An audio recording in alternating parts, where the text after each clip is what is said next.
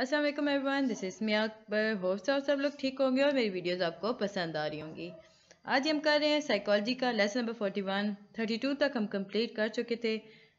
Time कम था, इस वजह से मैं से डायरेक्ट इंपॉर्टेंट लेक्चर्स की तरफ आ गई हूँ जो फाइनल में आपके आते हैं, जिसमें से काफ़ी ज़्यादा क्वेश्चन याद रखें। 37 से लेकर 45 तक जितने भी लेक्चर्स हैं ये सारे आपके, इनमें से ज़्यादातर आपके क्वेश्चन आते हैं। आज हम 41 करेंगे इंशाल्लाह। मैं फिर 37 को भी आपका कवर करवा दूंगी और इस तरह जो फिर पीछे 2-3 या 4-5 लेक्चर जो रह जाएंगे उनके भी मैं कोशिश करूंगी कि हो जाए। तो चलिए जी शुरू करते हैं। अब ये जो लेक्चर्स हैं हम इनमें डायरेक्ट क्वेश्चन की तरफ जाएंगे। मतलब मैं आपको हर चीज़ को डिटेल में बताऊंगी नहीं, बट सिंपल सिंपल हम जो क्वेश्चन बन रहे हैं उनकी तरफ निकलेंगे। तो चलिए शुरू करते हैं। शुरू में हम देख लेते हैं जी define health psychology. Health psychology होती क्या है, याद रखें। आप इसके डेफिनेशन में आपको 3 डेफिनेशन दूंगी, आपकी जो मर्जी आती है आप लिखें। अगर 5 मार्क्स की आती है तो आप ये डेफिनेशन लिखते हैं, अदरवाइज 2-3 मार्क्स की आती हैं तो ये चलेंगी आपकी definitions. The branch of psychology that focus upon the role of psychological factor in the development and prevention of illness, in coping with disease, and in health promotion. The branch of psychology that study the relationship between psychological variable and well being of person. मेरे नज़दीक आप ये वाली definition लिखें जो काफ़ी ज़्यादा to the point थी, तो आप इसे लिख लें। ऊपर ठीक है वो भी है कि एक साइकोलॉजी की ब्रांच है जो फोकस करती है एक ख़ास साइकोलॉजिकल रोल के, जो कि डेवलपमेंट और प्रिवेंटेशन ऑफ इलनेस में काफ़ी काम करता है, इन कॉपिंग विद डिजीज़ को डील करने के लिए काम करता है, और इन हेल्थ प्रमोशन हेल्थ की, सेहत की प्रमोशन करता है। The branch of psychology that study the relationship between psychological variable और वेल बीइंग ऑफ पर्सन, यानी कि ब्रांच ऑफ साइकोलॉजी जो कि स्टडी करती है एक खास रिलेशनशिप को जो कि होता है साइकोलॉजिकल वेरिएबल और वेल बीइंग ऑफ पर्सन के दरमियान। अब ब्रैनर और फीस थे ना एक साइकोलॉजिस्ट, तो 2000 में उन्होंने एक डेफिनेशन दी। हेल्थ साइकोलॉजी इंक्लूड, उन्होंने बताया कि देखें हेल्थ साइकोलॉजी जो होती है वो psychological contribution to the enhancement of health and prevention and treatment of disease, the identification of health risk factor. अब इन्होंने कहा कि देखिए जी हेल्थ साइकोलॉजी जो है वो इंक्लूड करती है साइकोलॉजिकल कंट्रीब्यूशन को, जो कि सेहत को बढ़ाने के लिए काम करते हैं, जो प्रिवेंट करते हैं और ट्रीट करते हैं बीमारी को, आइडेंटिफाई करते हैं कि कहाँ प्रॉब्लम आ रही है, क्यों ये बीमारी अक्कर हो रही है। इसके ज़रिए हम इम्प्रूव कर सकते हैं ह्यूमन केयर सिस्टम को और शेपिंग कर सकते हैं पब्लिक ओपिनियन को, यानी कि वो हेल्थ को किस तरह लेते हैं। आगे बस एक और क्वेश्चन था जी, in how many areas of field health psychologist deal और वर्क।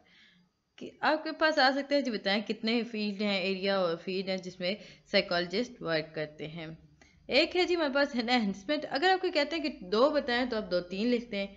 शुरू में होता है देखिए एनहेंसमेंट ऑफ हेल्थ, सेहत को बढ़ाने के लिए, डिजीज़ से बचाने के लिए। दूसरा हो जाएगा prevention of disease, treatment of disease, identification of risk factor, improvement of the health care system, shaping public opinion regarding health. Okay, ये जो चीज़ है ना यहाँ पर, ये आपने जो डेफिनेशन यहाँ पढ़ी है ना, सारा कुछ यहीं उसका। अगर आपके पास 2 क्वेश्चन आते हैं कि डिफाइन करें जी हेल्थ को अकॉर्डिंग टू ब्रैनन और फीस, तो आप ये डेफिनेशन लिखते हैं। और अगर आपके पास आता है जी बताएं areas of field health psychologist जिनके साथ काम करते हैं, तो वो भी यही चीज़ें हैं सारी की सारी।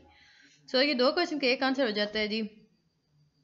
अब आपके पास एक क्वेश्चन आता है जी, how would you define health. आप हेल्थ को कैसे डिफाइन करेंगे।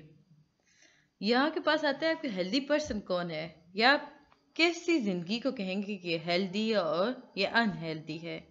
हम कहेंगे जी health is a state of complete physical, mental and social well-being and not merely the absence of disease or infirmity। यानी कि सेहत हम किसी ऐसे कंप्लीट फिजिकल को या मेंटल या सोशल वेल को कहेंगे कि वेल बीइंग को कहेंगे जिसमें कोई बीमारी नज़दीक ना आई हो उसके, या कि इंसान कभी बीमार ना हो। The modern approach. अच्छा, आपके पास एक क्वेश्चन था जी, what is modern approach toward health. तो याद रखिए जो मॉडर्न अप्रोच है उसमें हम प्रिवेंशन ओरिएंटेड काम करते हैं rather than treatment oriented. whom and when health psychology establish, किसने और कब हेल्थ साइकोलॉजी को इस्टेब्लिश किया था, यानी कि साइकोलॉजी की ब्रांच में हेल्थ को लेकर आया था। तो याद रखेंगे अमेरिकन साइकोलॉजिकल एसोसिएशन थी जिसे इस्टेब्लिश किया था, उसका नाम उस टाइम रखा था डिवीजन 38 हेल्थ साइकोलॉजी इन 1978। इसके बाद हमने देखा कि हेल्थ साइकोलॉजी को एक सेपरेट डिसिप्लिन, एक सेपरेट क्लास की तरह लिया जाने लगा। अब हम लोगों ने एक और बात यहाँ देखी, रिसर्च जब किया साइकोलॉजिकल फैक्टर को कि हेल्थ और इलनेस को लेकर, तो हमने देखा कि psychological factors have role in physical illness. Psychological जो फैक्टर्स होते हैं वो भी इंसान को बीमार कर देते हैं। फिर हमने देखा जी साइकोलॉजिकल इंटरवेंशन और हेल्पफुल, अगर ये बीमार हो गए तो कैसे हम करेंगे। या के पास क्वेश्चन आ सकता था जी व्हाट आर साइकोलॉजिकल इंटरवेंशन, या what purpose of psychological intervention. तो आप कहेंगे जी psychological intervention also help in altering physiological या फिजिकल कंडीशन एंड सिम्टम। अब जी हम बात करते हैं फिजियोलॉजिकल कंडीशन और सिम्टम्स के बारे में बात कर ली हम लोगों ने। अब देखते हैं जी what are psychological theories and models. काफ़ी इंपॉर्टेंट थे जी ये आपके हेल्थ बिलीव मॉडल्स। बेसिकली आपके 2 मॉडल हैं और 3 थ्योरीज हैं। डिफरेंट साइकोलॉजिकल थ्योरीज और model have tried to explain health related belief और बिहेवियर। अब आपके फिजिकल क्वेश्चन आता है जी what are the physical psychological theories और मॉडल्स जो कि ट्राई करते हैं कि एक्सप्लेन करते हैं हेल्थ रिलेटेड बिलीफ को। तो आप बताएंगे जी 3 थ्योरीज थी, 2 मॉडल्स थे। अब थ्योरीज कौन सी हैं? The protection motivation theory, second is the theory of plan behaviour, third is self efficiency theory. Model कौन से हैं? The health belief model, second is self regulatory model. अब ये जो सारी आपकी थ्योरीज और ये मॉडल्स हैं, अगर आपके पास आता है तो डिफाइन करें हेल्थ बिलीफ मॉडल को। हेल्थ बिलीफ मॉडल क्या है? ये जो भी आपके पास आता है इन सब का एक पॉइंट बेसिक है, यानी कि इनके एक्सप्लेनेशन में हर कोई इस बात पे कंफर्म होगा। आप सिंपल ये 4 लाइनें लिख दें, आपका आंसर कंप्लीट हो जाएगा। इसमें यूँ कहा जाता है कि एक person health, a person health as well as the feeling of being healthy depends to large extent on how much control does one feel over one's life, circumstances and health। यानी कि एक ऐसे इंसान की सेहत के बारे में जो फील करता है कि वो खुद सेहतमंद है, ये काफ़ी ज़्यादा एक्सटेंट पे डिपेंड भी करता है कि ये इस बात पे भी डिपेंड करता है या एक्सटेंट पे डिपेंड करता है कि उसने कितना कंट्रोल रखा अपनी ज़िंदगी पर, अपने आसपास के माहौल पर, अपनी सेहत पर। Health or a state of complete well-being has to be earned and maintained by the individual himself। याद रखिए आपके पास ऊपर क्वेश्चन था कि इंसान कैसे अपना बता सकता है या अपने लाइफ स्टाइल को बता सकता है कि हेल्दी है कि नहीं। तो उसका आंसर था कि हेल्थ जो होती है या स्टेट ऑफ कंप्लीट वेल-बीइंग जो होती है ना, भी इंसान अपने आप को सेहतमंद खुद करता है, वो खुद को मेंटेन करता है। कोई दूसरा आके उसे नहीं बताएगा कि ओके आपने ये नहीं खाना, ये नहीं खाना, उसकी अपनी रिस्पॉन्सिबिलिटी होती है। अब हम थोड़ा सा चलते हैं जी साइकोलॉजिकल वेरिएबल अफेक्टिंग हेल्थ। कौन से साइकोलॉजिकल वेरिएबल्स होते हैं? आपके पास क्वेश्चन आ सकता है जी who is responsible for individual degree of health और इलनेस। क्या वो डॉक्टर हो सकते हैं, क्या वो फैमिली हो सकती है, फ्रेंड हो सकते हैं, या उसका यकीन हो सकता है, अकीदा हो सकता है, या इंसान खुद हो सकता है। अभी हमने पढ़ा कि इंसान खुद ही होता है। आगे हमारे पास एक और इम्पोर्टेंट क्वेश्चन था जी सेल्फ परसेप्शन ऑफ वेलनेस।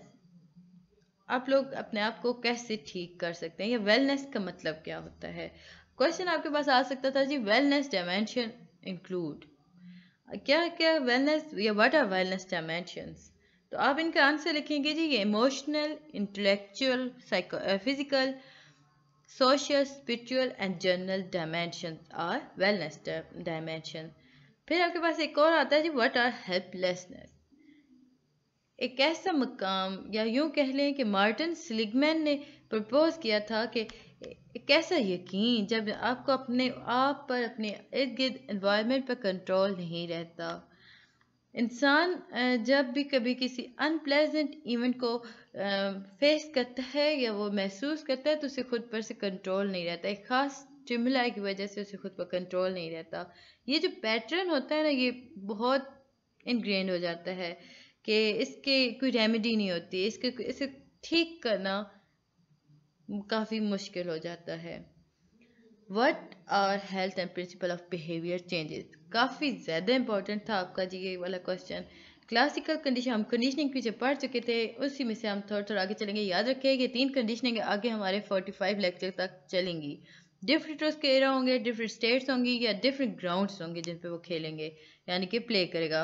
ये क्लासिकल कंडीशन की डेफिनेशन। अब क्लासिकल कंडीशनिंग आ गई, सेकेंड आ गया आपके पास ऑपरेंट कंडीशनिंग, थर्ड हो गया आपके ऑब्जर्वेशनल कंडीशनिंग। आपके पास क्वेश्चन आता है जी बताएं हेल्थ और प्रिंसिपल के बिहेवियर कितनी कंडीशनिंग है या कितने टाइप्स हैं, तो आप ये बताएंगे 3। अब क्लासिकल कंडीशनिंग होती क्या है? इसमें भी हम हेल्थ रिलेटेड बिहेवियर्स को चेक करते हैं जो कि क्लासिकल कंडीशनिंग की वजह से होता है, हो सकता है। अब हेल्थ रिलेटेड बिहेवियर कौन से होते हैं? कुछ लोग होते हैं वो डॉक्टर के पास जाते हुए डरते हैं, इवन डेंटिस्ट के पास जाते हुए डरते हैं। किसी को सर्जिकल प्रोसीजर में प्रॉब्लम होती है, किसी को दवाइयाँ लेने में या निगलने में प्रॉब्लम होती है। यहाँ पे एक और आपके पास बहुत इंपॉर्टेंट चीज़ थी जो है बुलिमिया एंड एनोरेक्सिया नर्वोसा। क्या चीज़ है? Bulimia and anorexia nervosa. अब ये चीज़ क्या है? देखें, ये उस बीमारी की स्टेट को कहते हैं जब आप बहुत वहम जब इंसान को होना शुरू हो जाता है, यानी कि बहुत कम मिकदार में खाना खाने के बावजूद उसे ऐसा लगता है कि उसका वजन बढ़ रहा है। आगे हम चलते हैं जी ऑपरेंट कंडीशनिंग की तरफ। ये भी हेल्थ रिलेटेड बिहेवियर को डिपेंड करती है, या इस पे हेल्थ रिलेटेड बिहेवियर बारे में डिस्कस होता है। जब बच्चे, माँ कहती है ना बच्चों को इनकरेज करती है कि आप वो खाओ, तो बच्चे ओवर ईट करना शुरू कर देते हैं। बच्चों के बारे में बताया गया। फिर बताया गया जो टीनेजर होते हैं वो ड्रग यूज़ करना शुरू कर देते हैं, स्मोक इवन यूज़ करना शुरू कर देते हैं। जब उनके आस पास के दोस्त उनके वो जिस हल्के में बैठते हैं, हल्का अहबाब में यानी कि दोस्तों में जो बैठते हैं, तो देखते हैं कि अगर वो सिगरेट नोशी कर रहे हैं, वो ड्रग्स यूज़ कर रहे हैं, तो खुद बहुत बच्चे भी शुरू कर देते हैं। अच्छा, कुछ लोग होते हैं ना जो लोग एक्सरसाइज रेगुलरली करते हैं, इसलिए नहीं कि वो सेहतमंद रहे, सिर्फ इसलिए कि लोग दूसरे उनकी तारीफ करें, उनकी फिटनेस की तारीफ करें। ये सारा कुछ पेरेंट कंडीशनिंग में आ जाता है। अब जो ऑब्जर्वेशनल लर्निंग क्या चीज़ है, हमने ऊपर देखा था पेरेंट कंडीशनिंग। ओके गाइज, यहाँ पे क्लियर कर लीजिएगा, मैं जल्दी में देखा तो ज़हन में नहीं रहा। 2 बीमारियां हैं, यानी कि क्लासिकल कंडीशनिंग और पेरेंट कंडीशनिंग। ऑब्जर्वेशनल लर्निंग है, अब ये उनका इलाज है। ऑब्जर्वेशनल लर्निंग में क्या चीज़ आती है? अगर आप देखें, इंसान जब हमने ऊपर पढ़ा कि टीनेजर जो थे वो ड्रग एडिक्ट हो गए क्योंकि उनके आसपास के लोगों ने भी ड्रग लेना शुरू कर दी थी या उनके दोस्तों ने। अब वो हमने यहाँ देखा कि उन्होंने ऑब्जर्व किया कि उनके दोस्त ने किया, उन्होंने भी वो काम करना शुरू कर दिया। इस वजह से अगर कुछ लोग जो होते हैं वो एक्सरसाइज रेगुलर करते हैं, इसलिए नहीं कि वो अपनी फिटनेस को शो ऑफ कर सके, बल्कि इसलिए कि उनके आसपास के दोस्त भी ये काम करते हैं। जो बच्चे होते हैं वो सर्जिकल प्रोसीजर की तरफ जाते हैं विदाउट फियर, क्योंकि वो ऑब्जर्व करते हैं कि दूसरे इंसान को दूसरा बच्चा गया और उससे कोई प्रॉब्लम हुआ, सो वो चले जाते हैं। तो इस तरह अगर वो ठीक होना चाहते हैं तो वो दूसरे को ऑब्जर्व करेंगे कि ओके वो ठीक हो गया, उससे कोई प्रॉब्लम नहीं है, उसकी सेहतमंद ज़िंदगी वो गुजार है, तो वो ये सारा ऑब्जर्वेशन लर्निंग में आ जाएगा। अब चलते हैं जी स्ट्रेस, हेल्थ और इलनेस के बारे में। What is stress? बहुत इंपॉर्टेंट क्वेश्चन था जी आपका। Stress is the response of an organism to events that are threatening or challenging. Stress एक इंसान का या किसी भी ऑर्गेनिज्म का ख़ास रिस्पॉन्स है जो कि किसी भी इवेंट की वजह से अक्कर होता है। अब वो इवेंट या तो उसे डराएगा या उसे चैलेंज करेगा, दोनों सूत्रों में स्ट्रेस आता है। आगे हमारे पास स्ट्रेस की एक और फॉर्म आ जाती है, स्ट्रेसर्स। अब स्ट्रेसर्स क्या होते हैं? कुछ सर्कमस्टांसेस ऐसे होते हैं जो प्रोड्यूस करते हैं थ्रेट को और वेल बीइंग, यानी कि आप कुछ लम्हात ज़िंदगी कैसे आते हैं जिनके अंदर से आप निकल नहीं सकते। अब इसे उर्दू में कहते हैं, एक ख़ास ट्रॉमा होता है ना, अगर आपकी किसी प्यारे की मौत हो जाए तो आप स्ट्रेस में चले जाएंगे, उसे स्ट्रेसर्स कहते हैं। शादी से भी लोग डरते हैं, एग्जाम से इवन डरते हैं, इलनेस से भी डरते हैं, जिस चीज़ से इंसान को डर लगे वो स्ट्रेसर्स होता है। Uplift, what are uplift? जो छोटी छोटी खुशियां हम महसूस करते हैं फौरन जिसे देखकर हमारा दिल खुश हो जाए, छोटी बातें ऐसी, या positive event, minor positive event that make one feel good. For example, किसी पुराने दोस्त को मिलेंगे, खुशी होगी, आप खुद को सेहतमंद महसूस करें, you are happy, completing a task, wonderful, फिर हैप्पी। अच्छा, अब हमारे पास आता है जी, what are the source of stress. Question था, क्या सोर्स हो सकते हैं जी? Daily hassles are the also a source of stress. The nature of stresses, अब स्ट्रेसेस की नेचर क्या है, ये आपके पास क्वेश्चन आ सकता था, what are the nature of stressors? Cataclysmic event, personal stressor, background stressor. अब कैटाक्लाइस्मिक इवेंट्स होते कौन से हैं? ये वो इवेंट होते हैं जो कि एकदम अक्कर होते हैं और बहुत लोगों को अफेक्ट करते हैं। यानी कि स्ट्रॉन्ग स्ट्रेसेस होते हैं जो that occur suddenly affecting many people at once, जैसे कि नेचुरल डिजास्टर हो गया, जलजिला आया, दीवारें गिर गई, इमारत गिर गई, बहुत सारे बच्चे मर गए, अब इसने अफेक्ट किया। अब ये जो इवेंट हुआ ना, इसे हम कहेंगे कैटाक्लाइस्मिक इवेंट। अच्छा, आप लोगों ने एक और पढ़ा होगा, सुनना होगा आप लोगों ने, एक बीमारी होती है जी, पोस्ट ट्रॉमेटिक स्ट्रेस डिसऑर्डर। अब ये क्या चीज़ है? देखें, कुछ लोग वो री experiencing the original stress event associated feeling in a flashback और अ ड्रीम। कुछ वाक़यात ऐसे हमारी ज़िंदगी में रोनुमा होते हैं जो असरात छोड़ जाते हैं, बुरे असरात छोड़ जाते हैं, जिन्हें उस वक्त जब वो ओरिजिनली हो रहे थे, जो पेन फील होता है, इंसान जब वो ख्वाब देखते हैं या उसे जब वो अकेला बैठा हो तन्हाइयों में से वो लम्हे याद आते हैं, तो उतना ही दर्द, उतना ही अज़ियत महसूस होती है जैसी वो उसे ओरिजिनल एरा में होती थी। सो इसे कहते हैं पोस्ट ट्रॉमेटिक स्ट्रेस डिसऑर्डर। ये क्वेश्चन भी आपके पास आ सकता था जी, what are the post traumatic stress disorders. तो आप वो लिख सकते हैं कि re-experiencing the original stress event and associated feeling in flashback or the dreams। अब जी हमारे पास सेकंड आ रहा है पर्सनल स्ट्रेसर्स। अब पर्सनल स्ट्रेसेस क्या होते हैं? देखें, जिंदगी के कुछ खास, कुछ बड़े इवेंट जो हमारी जिंदगी पर, जिनके रोनुमा होने के बाद जिंदगी के अंदर एक बुरे असरात पैदा हो जाते हैं, जो कि वक्त के साथ साथ कभी कभी कम भी हो जाते हैं या ज़्यादातर कम हो ही जाते हैं। यानी कि वक्त हर दर्द की मरहम होता है, हर दर्द की दवा है। सो ये वो इवेंट जो हमारी ज़िंदगी को बहुत बुरे तरीके से मुतासिर करते हैं। अब वो इवेंट कौन से हो सकते हैं? आपकी किसी बहुत प्यारे की मौत हो जाए, अब ट्रॉमा में चले जाएंगे, पर्सनल स्ट्रेस आ गया, या आपकी नौकरी चली गई, अब तभी स्ट्रेस पे आएंगे, या कि आपका अफेयर, ब्रोकन लव अफेयर ख़त्म हो गया, यानी कि लव अफेयर आपका टूट गया। ओके जी, फिर चलते हैं बैकग्राउंड स्ट्रेसर।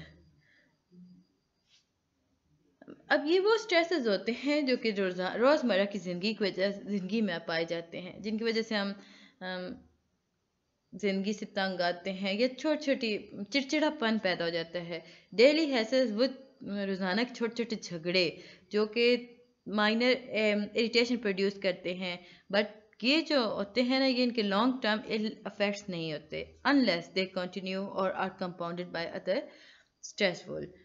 हाँ, जब तक ये जो हैसेस होते हैं, यानी कि ये वो झगड़े जो छोटे छोटे होते हैं, जिनकी छोटी छोटी इंसान को गुस्सा आता है, स्ट्रेस फील होता है, बट कुछ देर बाद ठीक हो जाता है, ये ज़्यादातर अफेक्ट ज़िंदगी को नहीं करते। हाँ, ये तब अफेक्ट करते हैं जब ये रोज़ की बुनियाद पर आना शुरू कर दे या किसी और स्ट्रेस के साथ मिलकर ये ज़्यादा ताकतवर हो जाते हैं।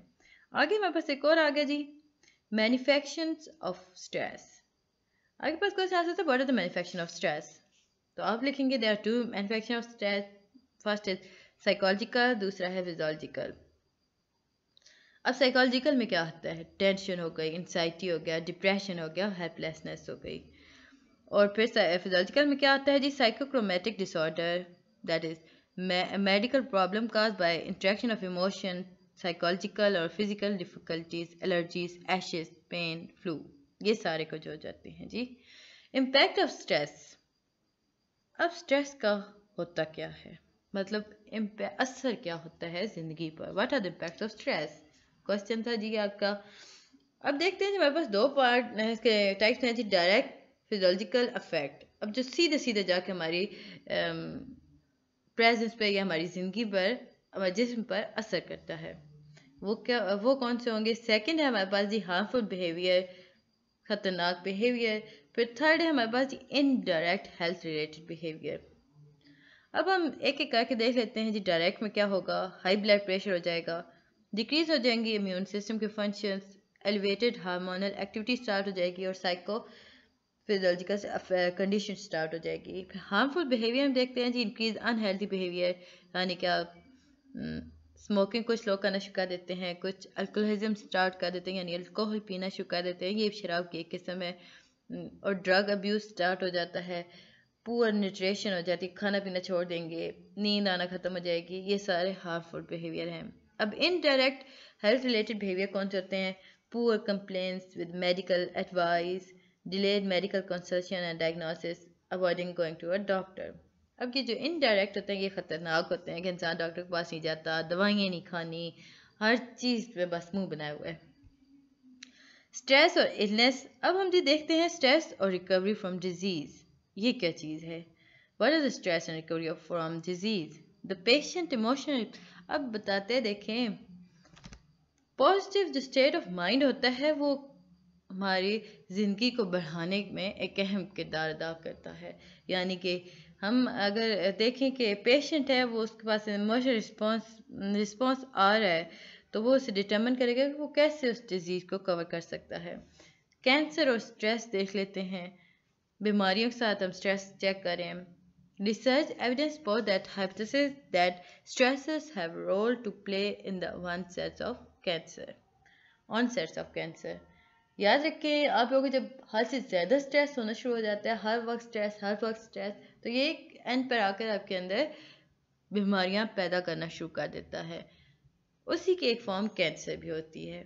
हम साइकोलॉजिस्ट ने रिसर्च किया कि जो स्ट्रेसेस होते हैं ना, वो काफ़ी ज़्यादा इंपॉर्टेंट प्ले करते हैं रोल कैंसर बनाने में। इवन स्मोकिंग भी हमने देखा, जब इंसान स्ट्रेस में होता है वो स्मोकिंग करना शुरू कर देता है, जिसकी वजह से उसकी जो हार्ट डिजीज़ उसे हो जाएगी। स्मोकिंग की वजह से इवन उसे कैंसर भी हो जाता है और उससे दूसरी डिजीज़ भी स्टार्ट हो जाती हैं। अब देखते हैं what are measuring stress. Major life event may be used as indicator of the stress one experience. The social readjustment rating scale by Holmes and Rahe is one of the assessment tools that can indicate the stress-related risk that one may be facing. What is syndrome model? अच्छा, आपके पास एक question आ गया, what is syndrome model? Syndrome model होता क्या है? एक ऐसा मॉडल जो हमें बताएगा कि स्ट्रेस को कैसे एक्सप्लेन करेंगे। अब किसने दिया था? अब ये हैंस सेले ने दिया था, कि मैं से कर देती हूँ हाईलाइट। हैंस सेले, उसने बताया कि देखें, इंसान जो होता है वो स्ट्रेस की तरफ रिस्पॉन्स करता है 3 अंदाज में। कैसे? पहले उसने स्टेज बताई थी, अलार्म एंड मोबिलाइजेशन स्टेज। अब इसमें होता ये है कि इंसान जो होता है वो इनिशियली अवेयर होता है प्रेजेंस ऑफ स्ट्रेस, उसे पता है कि उसके पास स्ट्रेस है। दूसरी उसने बताया कि रेजिस्टेंस स्टेज, नाम से पता चला कि वो कोपिंग करेगा, यानी कि वो मुदाखलत करेगा, वो धकेलेगा पीछे इन स्ट्रेसेस को। तीसरी है जी एग्जॉशन स्टेट, यानी कि वो तंग आ जाएगा, अब वो फेल हो गया कि कैसे स्ट्रेसर को दूर किया सके, तो वो उसके अंदर इमोशन प्रॉब्लम स्टार्ट हो गई। अब हमारे पास क्वेश्चन आता है, coping with stress, what is meant by coping with stress? ये वो एफर्ट्स होती हैं जो कंट्रोल करती हैं, रिड्यूस करती हैं और लर्न करती हैं कि थ्रेट को कैसे स्ट्रेस को तक जाने से रोका जा सके। अब what are strategies for coping stress? 2 strategies हैं जी हमारे पास, इमोशन फोकस और दूसरी है प्रॉब्लम फोकस। अब जी हम देखते हैं कुछ थोड़ी सी और जाकर, टर्न थ्रेट इनटू चैलेंजिंग। अब practical strategy for coping with stress में हम आ गए। एक और हमारे पास क्वेश्चन आ रहा था, psychological intervention for helping people cope with stress are what are the psychological intervention for helping people cope. पहले हम थोड़ा सा देख लेते हैं कि कैसे हम थ्रेट को ख़त्म कर सकते हैं। Make a threatening situation less threatening. आप कोशिश करें कि जिस चीज़ से डर लग रहा है उसे कम लगना शुरू कर दें, अपने गोल को चेंज कर दें, फिजिकल एक्शन स्टार्ट कर दें, prepare for stress before it happen, prepare रहें आप हर मुश्किल के लिए इससे पहले कि वो हो जाए। अब जी कैसे हम स्ट्रेस को ठीक कर सकते हैं? साइकोलॉजिकल इंटरवेंशन के थ्रू। तो वो होगा जी रिलैक्सेशन टेक्निक हो गई, दूसरी हो गई बायो फीडबैक, थर्ड हो गई बिहेवियर थेरेपी, फोर्थ हो गई कोऑर्डिनेटेड थेरेपी और हाइप्नोसिस मेडिकेशन। अब देखते हैं जी डिसऑर्डर और इसकी बिहेवियर कौन कौन से होते हैं। व्हाट आर द, ये आपके पास आता है 3-4 रिसर्च की साइकाइट्रिस्ट ने या साइकोलॉजिस्ट ने, तो उन्होंने देखा कि देखे स्ट्रेस की वजह से इंसान के दिमाग में क्लॉटिंग स्टार्ट होती है। इवन उसकी बॉडी किसी बात में हाई ब्लड प्रेशर होगा, कहीं भी क्लॉटिंग होगी। Cancer basically it's a type of tumour, cell का खराब हो जाना कैंसर कहलाता है। किसी ट्यूमर भी बेसिकली मुर्दा सेलों का इकट्ठा हो जाना को ट्यूमर कहते हैं। किसी एक जगह जहाँ अगर किसी खून की नाली में आपके सेल्स खराब हो रहे हैं, मर रहे हैं, तो वो सब जब इकट्ठे होंगे ना कहीं जाकर, वो कॉलोनी बनाएंगे। उस कॉलोनी की वजह से ये होगा ये कि ब्लड वेसल्स आपकी अगर इतनी है तो वो फिल अप कर देगा, वो फिल अप करेगा उसको, तो ब्लड को फ्लो को रोक देगा। तो यूं it's a tumour. Benign tumour भी होते हैं, मैलिग्नेंट ट्यूमर्स भी होते हैं, कैंसर ही की एक फॉर्म होती है ये सारा कुछ। तो हम देखते हैं कि कौन से फैक्टर्स इन्वॉल्व होते हैं। तो आप कह सकते हैं जी हार्ट डिजीज़ भी स्टार्ट हो सकती है, इनफैक्ट डायबिटीज़ भी स्टार्ट हो जाती है, एड्स, इवन एड्स, और हेपेटाइटिस भी हो गया, एक्सीडेंट भी हो गया, ओबेसिटी हो गई, ईटिंग डिसऑर्डर्स आ गए हमारे पास, एडिक्टिव बिहेवियर आ गया। ये था जी आपका 41। अब जल्दी जल्दी 42 को देख लेते हैं क्योंकि टाइम कम है आपके पास। What are the industrial organization psychology? Industrial organization psychology क्या होती है? एक branch of psychology that investigates the psychology of the workplace. यानी कि वो स्टडी ब्रांच ऑफ साइकोलॉजी जो कि इन्वेस्टिगेट करती है साइकोलॉजी को एक काम करने वाली जगह पर। नाम से ज़ाहिर था इंडस्ट्रियल ऑर्गेनाइजेशन साइकोलॉजी। अब जी मेरे पास क्वेश्चन है, how best to fit the job to the person? कैसे बेस्ट फिट होगी? Quality of work life, job satisfaction, worker safety, ये 3 चीज़ें आती हैं जी इसमें। इसके बाद हम देखते हैं कि fitting the right person to the job का क्या मतलब है, या इसमें कितने स्टेप्स इन्वॉल्व होते हैं। इसमें 4 स्टेप्स होते हैं। अब कौन कौन से हैं? पहला है जॉब एनालिसिस, दूसरा है पर्सनल सिलेक्शन, थर्ड है पर्सनल ट्रेनिंग, फोर्थ है वर्कर्स मोटिवेशन। अब जॉब एनालिसिस चीज़ क्या है? The first step in selecting, guys kindly मेरे वीडियोस को देखा करें फुल एंड तक आके, फिर सब्सक्राइब भी किया करें और लाइक भी किया करें प्लीज़। क्या जाता है आपका, एक से बल प्रेस करना होता है, मैंने आपके लिए ये वीडियोस बनाई हैं। जॉब एनालिसिस जी क्या होता है? एक पहला स्टेप जो इसमें सेलेक्ट करते हैं राइट पर्सन को, फिर उसे बताते हैं ताकि वो जॉब एनालिसिस करते हैं। उसके बाद उसे प्रिपेयर करते हैं, स्पेसिफिक डिस्क्रिप्शन ऑफ जॉब के बारे में बताया जाता है। It is the systematic study of the task, duties and responsibilities of job and the knowledge, skills and ability needed to perform it. किसने कहा था? रीगो ने कहा था 1990 में। A complete job analysis is a two step process. इस आपसे पूछा जा सकता है कितने स्टेप प्रोसेस है, बताइएगा कि 2-स्टेप प्रोसेस है। पहला स्टेप में क्या होगा? आप प्रिपेयर करेंगे फुल डिस्क्रिप्शन को कि इंसान कैसा चाहिए आपको पर्टिकुलर जॉब के लिए। फिर आप इसके आप बताएंगे कि जॉब एनालिसिस स्पेसिफिक है, फिर आप उसकी सारी चीज़ चेक करेंगे, फिर उस ड्यूटीज आवर्स बताएंगे और सारा कुछ प्रोसेस बताएंगे। सेकंड आप करेंगे कि डिटरमिन करेंगे द परफॉर्मेंस क्राइटेरिया, भाई इंसान किसी का कितना क्राइटेरिया आपको इसका तालीम के चाहिए या किस चीज़ में आपको प्रोफेशनलिज्म चाहिए, सारा कुछ। फिर स्पेसिफिक ड्यूटीज़ बताएंगे, उनकी रिस्पॉन्सिबिलिटीज़ बताएंगे पर्सनल कैरेक्टर के मुताबिक। अच्छा, एक और हमारे पास आ जाता है जी हार्ड क्राइटेरिया और सॉफ्ट क्राइटेरिया। आपके पास क्वेश्चन आ सकता है व्हाट आर हार्ड क्राइटेरिया और सॉफ्ट क्राइटेरिया, या differentiate between hard and soft criteria. Hard criteria क्या होता है जी? ये ऑब्जेक्टिव क्राइटेरिया होता है। इसमें होता ये है कि these criteria are obtained from the available data। ये क्राइटेरिया अवेलेबल डेटा के थ्रू मिलता है, जैसे कि सैलरी हो गई, नंबर ऑफ यूनिट सोल्ड हो गया, नंबर ऑफ अब्सेंसेस हो गए। फिर हमारे पास आ जाता है सॉफ्ट क्राइटेरिया। अब ये सब्जेक्टिव क्राइटेरिया होता है, ये ऑब्जेक्टिव क्राइटेरिया था, अब ये सब्जेक्टिव है। अब ये personal touch and required degree of judgement, यानी सेंस ऑफ ह्यूमर आ गया, कॉन्जिनेशन आ गई और क्रिएटिविटी आ गई, कॉन्जिनैलिटी एंड क्रिएटिविटी। अब क्रिएटिविटी के बाद हमारे पास आता है जी पर्सनल सिलेक्शन चीज़ क्या है। जॉब जब कंप्लीट हो जाती है तो जो अगला टास्क होता है, यानी जॉब एनालिसिस जब कंप्लीट हो जाता है तो अगला टास्क होता है कि राइट पर्सन को सिलेक्ट किया जाए। अब राइट पर्सन में क्या क्या चीज़ें इन्वॉल्व होती हैं? devising ways of selecting the best applicant, making decision regarding retention, making decision regarding promotion or termination. इसके बाद इसमें इतना ज़्यादा इम्पोर्टेंट कुछ भी नहीं था जिसमें मैं आपको बताती कि क्वेश्चन वाइज आ जाता। ओके, अब हम चलते हैं जी गैरो ने क्या कहा था 1997 में। ये ने बताया कि देखिए ट्रेनिंग जो होती है वो रेफर करती है systematic and intentional process of altering the behavior of employees to increase organization effectiveness। ये सारा कुछ इसमें आ गया। अच्छा, हम थोड़ा सा ये चार्ट भी देख लेते हैं। Assessing training need Goldstein's 1986 to 1989 system. अब ये सिस्टम क्या है? शुरू में बताते हैं जी असेस इंस्ट्रक्शनल नीड। सेकेंड हम देखेंगे डिराइव ट्रेनिंग लर्निंग ऑब्जेक्टिव। अब डिराइव ट्रेनिंग लर्निंग ऑब्जेक्टिव जाएगा जी डेवलप एवोल्यूशन क्राइटेरिया, और इसी में हम देखेंगे कि select training method and media. अब सिलेक्ट ट्रेनिंग मेथड में क्या देखेंगे? कंडक्ट ट्रेनिंग करेंगे, प्री टेस्ट करेंगे ट्रेनीज को, फिर मॉनिटर करेंगे ट्रेनीज को, फिर एवलेट करेंगे ट्रेनिंग को, और फिर एवलेट ट्रांसफ़र स्टार्ट हो जाएगा। ये सारा प्रोसेस इसमें आता था। अब जी यही चीज़ यहाँ बताई गई कि it can be done in various way. Assessment by the organization, measuring effectiveness with reference to training object. Question आ सकता है जी what is worker motivation? Worker motivation क्या चीज़ होती है? ये एक ऐसी एफिशिएंसी और प्रोडक्टिविटी ऑफ द ऑर्गेनाइजेशन होती है जो इफेक्ट करती है मोटिवेशन को।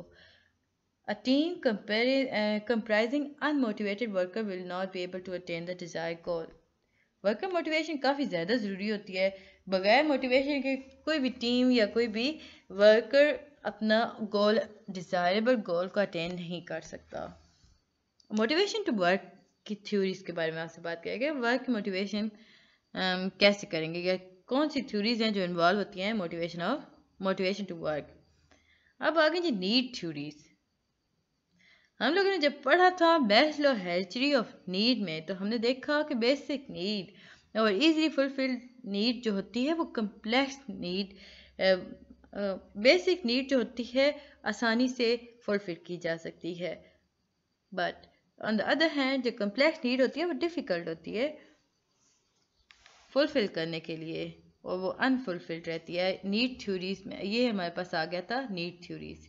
अब हम देखते हैं जी cognitive theories of work motivation क्या है। Theories that focus on cognitive aspects of motivation, that is, about the job and the work placed as the motivation force. How people think, feel, understand, expect about the job and the conditions that affect motivation. आगे बात चलते हैं जी expectancy theory। Expectancy theory क्या होती है जी? Workers make logical choices to do what they believe will result in their attaining outcomes of highest value। Worker choose करते हैं कि क्या काम करें जिसके नतीजे में उन्हें ज़्यादा पे मिले। सो ये एक्सपेक्टेंसी, या वो कोई भी बेहतर काम करते हैं वो एक्सपेक्ट करते हैं कि अब इनके इन रिवार्ड हमें एक बेहतरीन सैलरी मिलेगी या बोनस मिलेगा। हमारे पास आगे आ जाता है इक्विटी थ्योरी। अब इसमें क्या होता है? अब जब वर्कर को मोटिवेट किया जाता है कि वो अपने मैच करें इनपुट को और आउटपुट को जो कि उनके आसपास के दूसरे वर्कर्स के साथ, यानी कि अपने सैलरी को, अपने इनपुट को और आउटकम को मैच करें दूसरे वर्कर्स के साथ जो उनके साथ काम करते हैं और सिमिलर पोजीशन पे रहते हैं। इस वजह से वो बेहतर काम करते हैं। जब वो देखते हैं कि उन्हें ज़्यादा मिल रहा है तो वो और भी बेहतर काम करेंगे। अब जी हमारे पास आ जाता है reinforcement theories of work motivation। The theory is based on the learning principle and maintain the motivation is increased and decreased by the level and type of reinforcement that is given to the worker। Positive हमने ये काफ़ी detail में देखा था। Positive reinforcement क्या होती है, वो उसके नतीजे में क्या होगा, उसके नतीजे में प्रोडक्शन और ऑप्टिमल प्रोडक्शन इंक्रीज करेगी। पनिशमेंट में हम देखेंगे कि सप्रेस करेगा मोटिवेशन को। कोई रीइंफोर्समेंट डिस्करेज मोटिवेशन। तो हमारे पास आ जाता है what are job satisfaction, an attitude toward a collection of positive feeling about one job और जॉब एक्सपीरियंस। अब देखते हैं जी फैक्टर ऑफ जॉब सेटिस्फैक्शन। कौन से फैक्टर्स हैं जॉब सेटिस्फैक्शन के? इसमें हम देखेंगे कि decision making is very important. दो टाइप ऑफ डिसीजन मेकिंग होती हैं जी, एक होती है decentralise decision making and centralise decision making. अब डिसेंट्रलाइज डिसीजन मेकिंग में होता क्या है? एक पावर होती है जो एक्सटेंड करती है पूरे ऑर्गेनाइजेशन को, थ्रू आउट द ऑर्गेनाइजेशन। और सेंट्रलाइज डिसीजन होती है कि making power and authority rest in the hand of just few individual at the top. यानी कि आप इसे कह लें कि अब उन्हें क्या कहते हैं, किसी भी कंपनी के जो होते हैं ऑनर्स नहीं होते, एक पूरा बेंच बनाया जाता है, यानी कि कुछ लोगों को ख़ास अथॉरिटी दे दी जाती है, वो पूरा चेक एंड बैलेंस रखते हैं पूरी कंपनी पर। Job satisfaction is higher in organisation follow decentralised decision making. अब नेचर और टाइप ऑफ जॉब और जॉब सेटिस्फेक्शन क्या होगा? जॉब क्लियर होनी चाहिए, दो हिस्सों में होता है, रोल कन्फ्लिक्ट होना चाहिए, यानी जॉब क्लियर के सारे रूल आपके सारे क्लियर होने चाहिए। रोल कन्फ्लिक्ट में देखेंगे कि कोई अफेक्ट नेगेटिव इफेक्ट तो नहीं है इस जॉब का। अब जो रोल कन्फ्लिक्ट होता है वो make it easy to hide mistake को छुपाने के लिए आसान होता है। Ways of enhancing job satisfaction, changing the job करें, पर्सन को जॉब में चेंज कर दें तो आपकी जॉब ज़्यादा मतलब आप जो हासिल करना चाहते हैं ज़्यादा बेहतर तरीके से हासिल कर सकते हैं। अब ये चीज़ तीन अप्रोचेस हमारे पास आ गई थी ना, there can be three main approaches affect job satisfaction. हम देखते हैं कि जॉब सेटिस्फैक्शन क्या होगा, कि अब हम देखेंगे कि बात करते हैं कि कोई भी इंसान way of enhancing job satisfaction. कोई भी इंसान आप उसे तरक्की देंगे, उसे ज़्यादा पैसे देंगे तो वो एनहेंस करेगा आपकी जॉब को, उसे वो सेटिस्फाई होगा जॉब से। बट जो चीज़ें जॉब को डिफेक्ट करती हैं, अफेक्ट करती हैं जॉब सेटिस्फैक्शन को, वो हैं जी job changing the job, changing the person in the job, matching the person to the job. Worker safety भी काफ़ी ज़्यादा इंपॉर्टेंट होती है, यानी job satisfaction can be improve if the organization concern about the safety and security of the worker. अब job satisfaction improve हो जाती है तब जाकर कि जब इंसान के पता होता है कि उसकी ज़िंदगी का अहमियत है कहीं। ये था जी हमारा 42 लेक्चर। अब चलते हैं 43 पर, या यूँ करते हैं 43 और 44 का हम सेपरेट वीडियो बना लेते हैं। चलें जी, मिलते हैं नेक्स्ट वीडियो में, तब तक के लिए अल्लाह हाफिज़।